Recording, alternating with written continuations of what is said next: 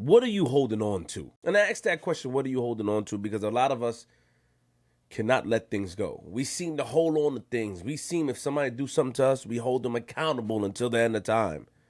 This has been going on for time and time and time and time.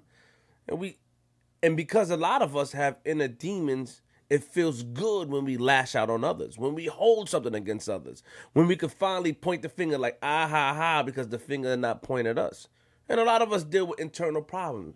You see, the ramification of the mental capacity and the divulgence of the issues that pertain to your life. I'm trying to do it again. You got me. You got me again. I can't do it. I can't do it with a straight face with you guys looking at me. I just can't. Like, stop staring at me. I just can't do it. I just can't do it with you guys staring like, yo, Flip, what you talking? I know you looking like, yo, what? That face is like, all right, you got me. Got me again. Caught me. What are you holding on to? The thing is, we don't let things go in life. Since the dawn of time. You know, and I'm not saying certain things is hard to let go. It's hard to let go, like what our ancestors went through. It's hard to let that go. What the police is doing, it's hard to let that go. And sometimes,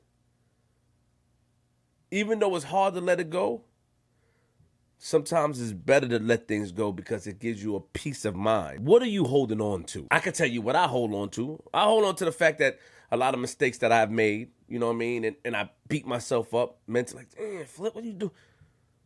And it take about 3-4 days to let things go because I sit there and I think, I contemplate how to do things or why I should do things, but it puts me in a slump. Or not recently, as of recent, but it had put me in a slump where I'm in my room thinking, but time moves. The world don't stop for me. So I had to find a peace of mind, or I had to find a middle to get out of that slump. Because that's what's important.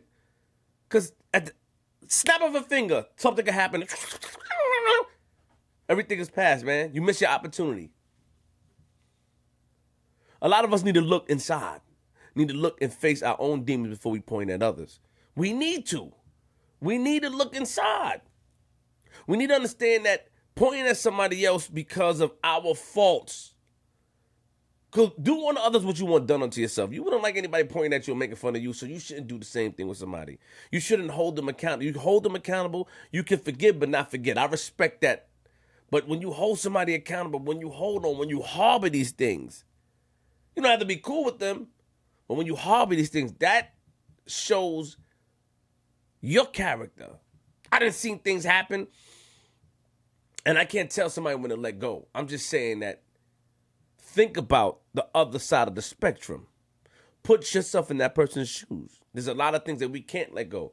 When somebody harm your family member, when somebody does something that's close to you, we can move on, but we can't let it go. What are you holding on to? If your man smash your girl, you're going to be tight on him.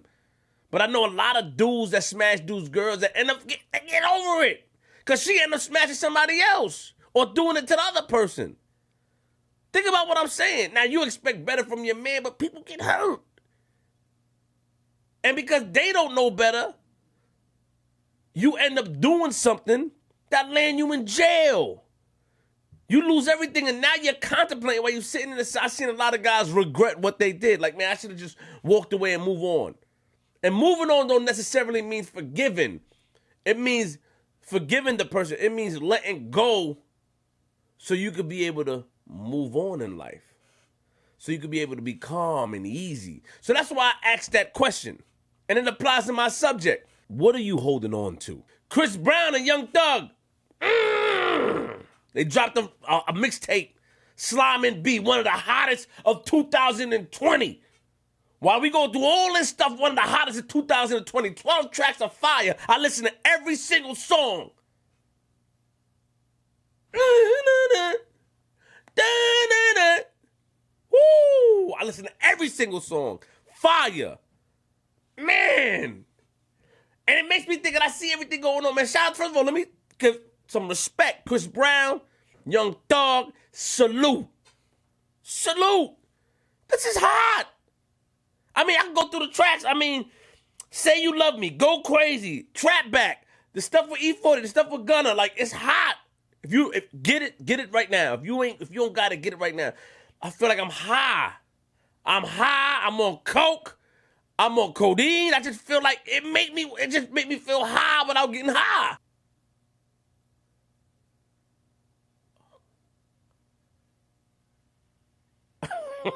Huh? What? You judging me now? You gonna hold on to this? What do you see? What do you look at? What are you surprised at? Why? I'm just giving you the news. What happened? Why are you staring like that? What? I'm talking about Slime and B. Fire. Pure fire. Whoo! Man. Why are you staring at my nose like that? Why are you staring? No, I didn't say you were staring at my nose, but you're staring at me and your eyes are signaling to my nose. No, I'm not guilty. I am not guilty. I am not accusing you of anything. What are you holding on to? All jokes aside, it's a hot mixtape. It's very hot. Salute the Young Thug. Salute the Chris Brown. I mean, they both together, they came together to make a classic mixtape. There's nothing nobody can tell me. I listen to every track and I love it. The melody, the melodic, seeing that how Young Thug projects his voice and he can sing. Because we know Chris Brown can sing, but in our minds, it's like, can Young Thug keep up with Breezy? And get in the back door. That road. I went from red to riches. Nah, Thug did his thing, son. Thug did his thing. It is a hot mixtape. If you ain't got it, you got to get it now. 12 track. I could not stop playing one track. I let it play through. It was fire. And we need to see things like that. We need to, you'll think that, can Young Thug keep up with Breezy? Like, come on, Young Thug and Chris Brown. Like, come on, Thug, you can't. Chris Brown, he did Double Mint. Chris Brown is fire. But Thug held his own. And they made a masterpiece, man.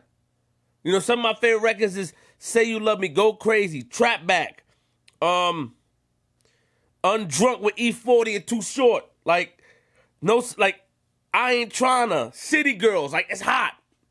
Check it out. Let me know what you think. I think that, personally, the lyrics, what they're saying, what they're talking about, it puts you in a soothing, smooth thing. Like, you could just lay down and listen to it, lay on the beach, listening to it with your shorty.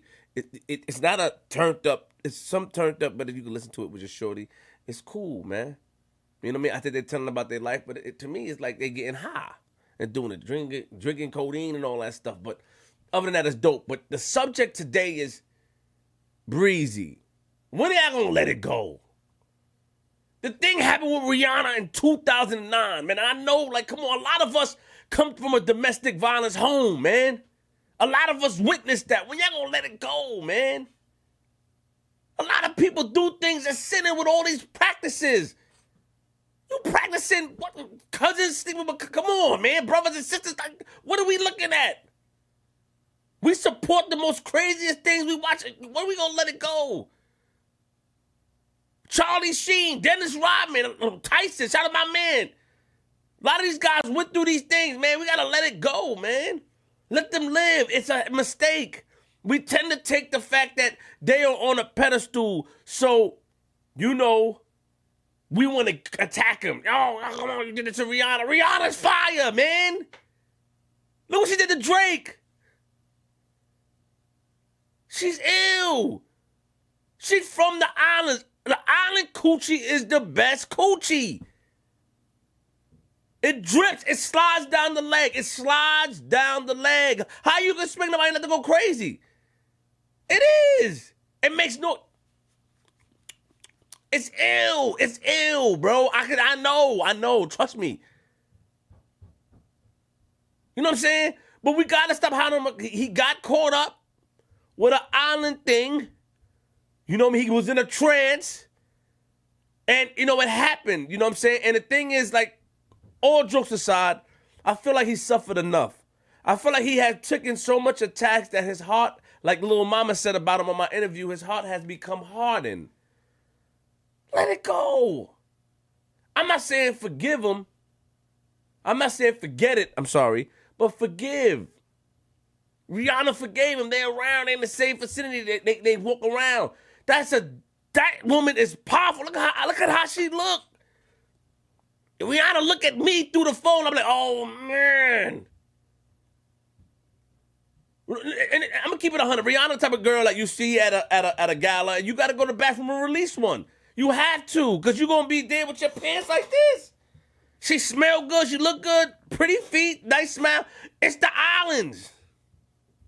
But the thing is, how long we gonna hold this man accountable for? His whole life? And it's like when they keep winning, that's when you try to bash him down instead of supporting. He lost a lot of things. He lost the Doublemint deal. And I gotta say it like that because Doublemint is good. It's a gum. I used to eat Doublemint, the green wrapper. Hey, hey, hey, hey.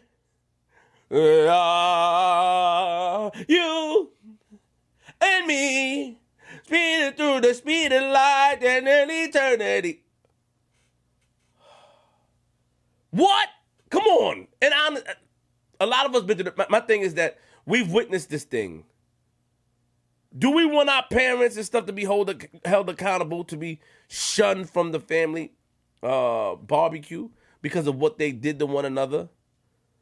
You know what I'm saying? Like, put yourself in that position. And I'm not saying to forget, no. But stop holding them accountable for something that happened so long ago. And it's corporate America that does it. And I know I could talk to you as peoples because we here. We family. It's corporate America that does this.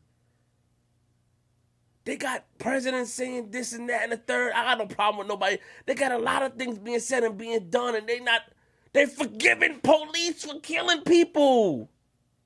And you can't forgive Chris Brown. You forgot a cop, a non-cop. George Zimmerman killed Trayvon Martin, bruh. They told him not to follow him. He got set free.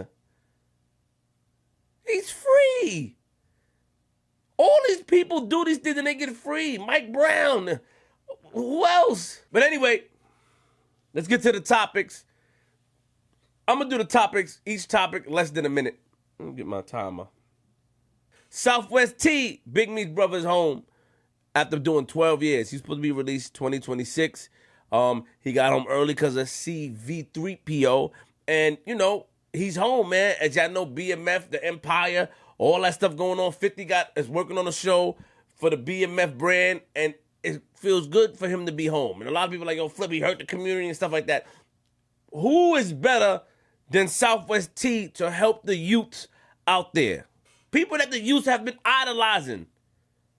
Hopefully Big Meech get to come home as well. Man, these guys made $270 million. And they gave back to the community, a lot to the community. But, you know, we don't look at that. Oh, because they hurt the community because they was selling drugs or whatever. But I'm happy that he's home. I wish jail on nobody, not even my worst enemy. He's home. And I feel that he's home. He could be able to help the youths and talk to the youths and guide them in the right direction.